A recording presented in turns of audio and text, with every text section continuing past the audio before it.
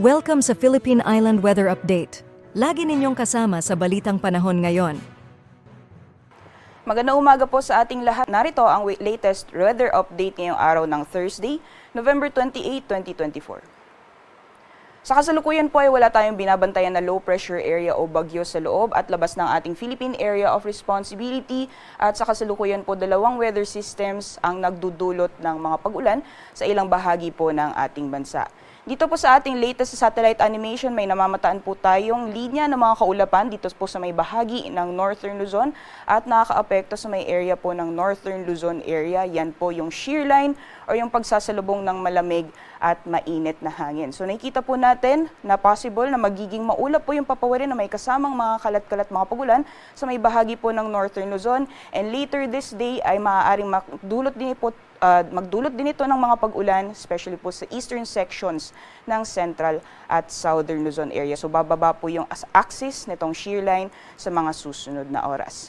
Meanwhile, may namamataan din po tayong mga kumpul na kaulapan na currently ay nakakaapekto sa may bahagi naman po ng Mindanao. Yan po yung Intertropical Convergence Zone or ITCZ. At dahil po sa epekto nitong Intertropical Convergence Zone, mataas po yung posibilidad ng mga pag-ulan sa malaking bahagi ng Mindanao area. At kung nakikita po natin itong mga kumpul na kaulapan, ay posible din po itong magdulot ng mga pag-ulan sa areas din po ng Visayas ngayong araw. So, nakikita po natin sa nalalawing bahagi naman po ng ating bansa, patuloy pa rin po yung generally fair weather conditions, except na lang po yung mga posibilidad ng mga biglaan o mga panandaliang buhos ng ulan dulot ng mga isolated na mga pag-ulan. So magiging lagay naman po ng panahon ngayong araw dito sa Luzon, gaya po ng nabanggit natin kanina, dulot na epekto ng shear line, ay asahan po natin makakaranas ng mga pag-ulan sa ilang bahagi po ng Luzon area, particularly dyan po sa may Cagayan Valley, ilang bahagi po ng Cordillera Administrative Region, at bahagyang lalakas po yung epekto ng hanging amihan, bababa po yung axis ng shear line at magdudulot din ito ng mga pag-ulan sa areas naman ng Aurora at Quezon ngayong araw. Samantalang sa nalalawing bahagi naman po ng Luzon, generally magpapatuloy pa rin po yung maaliwalas na panahon sa mga bahagi po sa nalalawing bahagi po ng Northern, Central at Southern Luzon area. May mga pag-ambon pa rin po tayo, or pulo-pulo mga pag-ambon na mararanasan dulot na epekto ng hanging amihan. Para naman po sa temperature forecast sa mga piling syudad dito sa Luzon, for Lawag po ang temperatura ay maglalaro mula 25 hanggang 30 degrees Celsius. May kababaan din po yung maximum temperature sa Tugigaraw ngayong araw.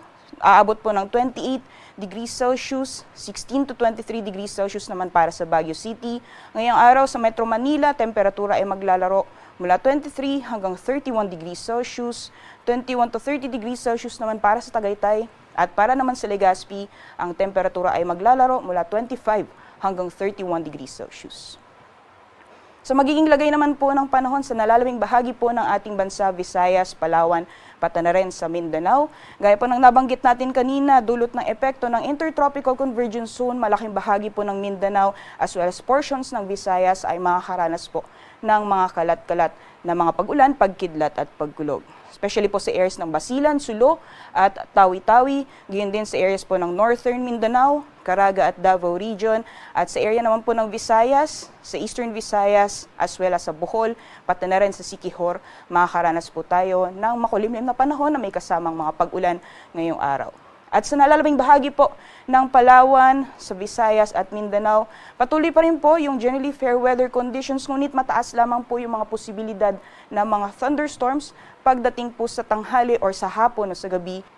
Temperature forecast naman po sa mga piling syudad sa Visayas, Mindanao, pati na rin dito sa Palawan. Maximum temperatures po natin sa Kalayaan Islands at Puerto Princesa aabot ng 33 degrees Celsius, 32 degrees Celsius naman para sa Iloilo, Cebu at Tacloban. Agwat po ng temperatura sa Zamboanga maglalaro mula 24 hanggang 34 degrees Celsius, 31 degrees Celsius maximum temperatures naman para sa Cagayan de Oro at maximum temperatures para sa Metro Davao aabot ng 32 degrees Celsius. Sa kalagayan naman po ng ating karagatan, delikado pong pumalaot lalong-lalo po sa dagat baybayin ng Northern Luzon dahil inaasahan po natin yung maalon hanggang sa napakaalong karagatan dulot ng epekto nitong northeast monsoon, particularly sa dagat baybayin po ng Batanes, pati na rin sa Cagayan kasama ang Babuyan Islands, sa may dagat baybayin ng Ilocos Norte at Ilocos Sur. At sa mga susunod na araw, particularly this coming weekend, magpapatuloy po yung epekto nitong mga weather systems na currently ay nakakaapekto sa ating bansa. So itong Intertropical Convergence Zone, unti-unti pong tataas yung axis nito sa mga susunod na araw at magdudulot din po ito ng mga pag-ulan sa malaking bahagi ng Visayas at Mindanao ngayong weekend.